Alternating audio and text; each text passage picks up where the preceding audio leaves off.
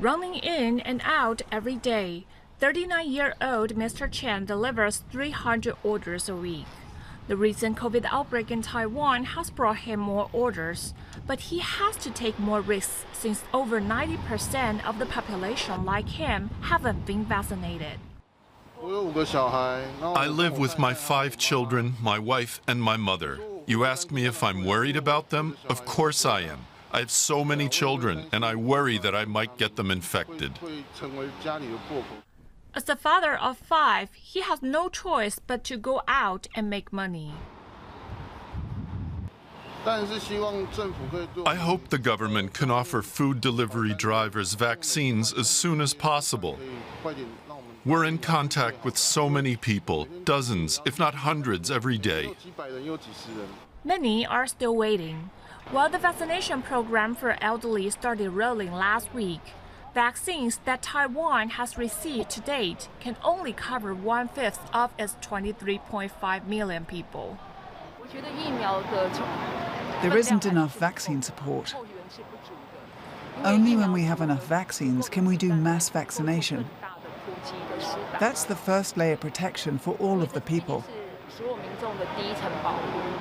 Some say that Taiwan's success containing the virus and the insistence on developing domestic vaccines might have delayed its vaccine acquisition strategy. It was our misjudgment last year, not being able to foresee that there will be such vaccine shortage. And we might have been a bit too confident about what we could do in terms of our own domestically developed vaccine. At least one Taiwanese vaccine company has finally reviewed its phase 2 clinical trials this month and has applied for Taiwan's emergency use authorization. It could be Taiwan's hope.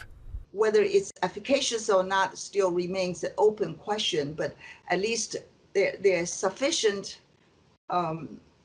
scientific data to think it might be efficacious. In such regard, just to have it approved in case of need so we can use it. While the Taiwanese vaccine is still waiting for authorization, the government is trying its best to secure more overseas jabs so that people like Mr. Cheng will no longer need to worry that they and their families could get infected.